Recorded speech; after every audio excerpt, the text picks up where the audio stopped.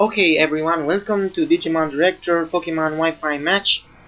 As you can guess, I haven't been uploading for a while because of a lot of homework and exam. This is my 7th or 6th. I hope you like it. It's against an enemy called Pokekidd. But first I have made one change to my team. My Aerodactyl, which was the ancient one, I've switched to that. It's not a renaming, it's switching.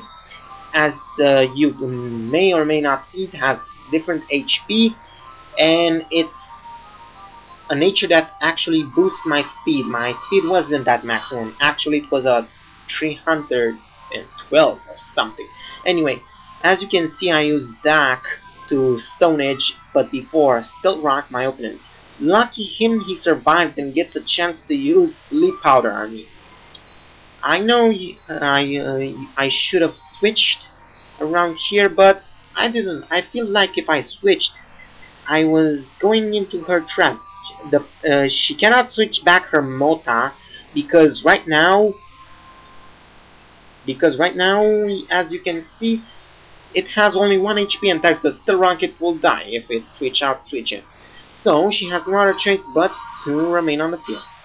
So I Stone Edge her again after I wake up,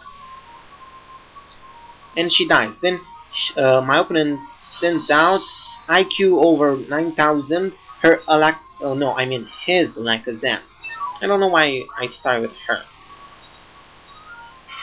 Ooh. Anyway, his Alakazam uses Energy Ball. My deck survives because it's flying rock type. Rock, weak to grass, flying, strong against grass, like everybody knows. But I just failed talking because I'm bored. Anyway, after my my deck uses Stone Edge, the Alakazam dies. So then she sends out Crystal. So the first thing I'm thinking, either way I'm dying, so I might as well leave the Toxic, because the Toxic has the most effect on an opponent. Because if you stay with the Toxic more than 3 turns, you will die. And especially since Toxic poisons badly, not simple. Anyway, my opponent uses Calm Mind, which gives me 2 things. First, another chance to either attack or switch, or a chance to protect myself to prolong the poison. Anyway, anyone who has been poisoned, everybody knows, or most of you know, that after you're toxic, you should stay on the field at least 2 turns, but not more, like the first turn when you're poisoned, the second, and maybe the third sometimes. But if you stay too much, the poison is going to kill you on the third, trust me. Or at least make more than half your HP. And when it takes half of your HP, unless you have recovered, you're dead. As you saw, my opponent has leftovers, but those aren't going to let her with like 4 HP or something like that. I guess some of you are wondering why I laughed at it. We'll soon find out in this video. Anyway, my deck protects itself because, as you see, the poison starts to grow in effect. Right now, the poison is at the third turn of increasing. After this one, it's obviously going to die. So then I suddenly I decide to send out my my Gyarados. And the proof is right here. As you can see, it's hurt by poison so much that the next turn is going to die. Leftovers or no leftovers. Anyway, I send out my Nemo, and it cuts my opponent attacks.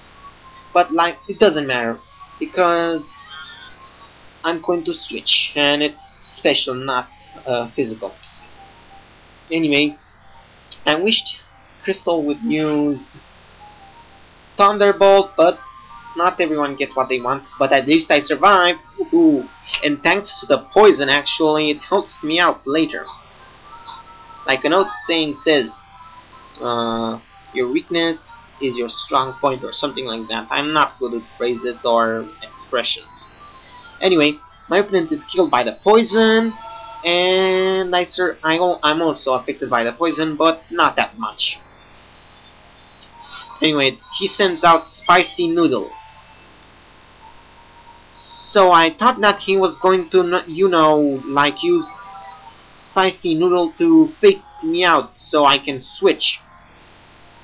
But so he can use Dragon Dance. But I was wrong. I tried to use my T-Way thinking if he switches with something, Dragon Dances or attacks me, at least I do something.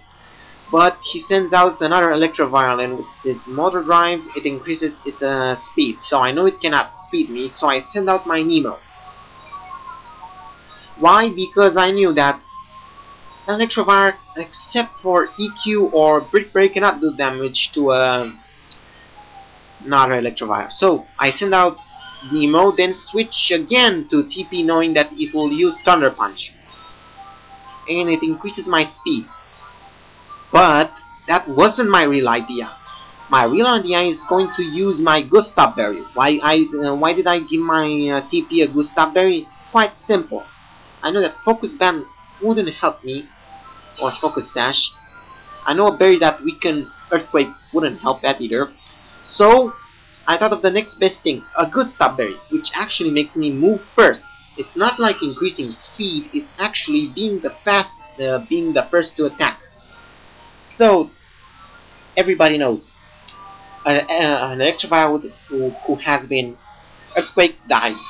Anyway, then my opening sends its Typhlosion, Fuego, but it's not that strong. Because, come on, even I could defeat an Electrovire. The only thing I had to do was, I don't know, flick in front of its face and it will faint. But anyway, then the Reaper comes. Everybody knows my Reaper, or for those who haven't, my Reaper is a Trick Room, Activator and Destroyer, and a Priority Mover. Also a Dragon Buster. Anyway, I use Trick Room to increase my speed. No, I mean to switch speed, so not the slowest is the fastest. Woohoo! Like the saying goes, slow and fast. No, slow and safe wins the race. Anyway, then I Sucker Punch, but I don't know. Does poison affect your power or something? Because you saw I did more than half my opponent's so-called Sucker Punch. But look right now here. After I poison, lucky me, I survived with 4 points of HP. Not like my opponent who wasn't lucky with its leftovers. Look. Right here, my Sucker Punch first time did half, now it barely does something. Sometimes I'm thinking that this game hates me when it comes to my opponent's luck. Because I don't think that I calculated it should have killed it at Sucker Punch, but it doesn't quite matter since I send out my Godzilla, but I know that I don't want to keep Godzilla out since it's not the type of Pokemon that should take poison. So I switch out to my Nemo knowing it cannot be poisoned. It can resist either a Focus Blast or a Flamethrower.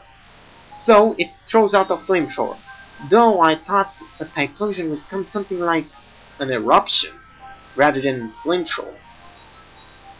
But anyway, after I survive, thanks to my Godzilla's so-called Sandstream, I don't have to take any more damage, and now, as my opponent is going to send out its last Pokemon, Spicy Noodle, it's going to be hurt by Stealth Rock, which is a quarter of its HP. Then at the end of the fight, it's going to be affected its so-called, I don't know, what was it again? HP again thanks to my Sandstorm. But I was stupid right here. I forgot that Trick Room was still activated, so if I attacked first, I would have lowered its HP, and at the same time made my next Pokemon's job easier. But as you see, the Storm buffs both of us, the dimensions return to normal, and my opponent goes into an outrage. Right here and right there, that's where he got stupid. Never go into an outrage unless you know that the next Pokemon cannot survive it.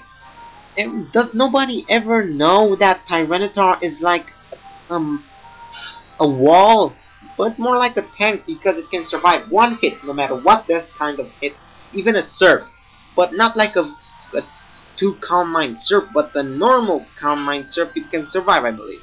I never tested it though, but I suffered two surfs in a row and still survived once. Anyway, the Outrage barely kills me, and so my Godzilla sends out a Thunder Punch to finish it, and I win the match. So that's it. I hope I can post again a week from now, but don't count it. So I hope that everyone likes this fight. I hope that some people will start viewing my videos because having a total of 30 views from all your six videos, it's kind of sad.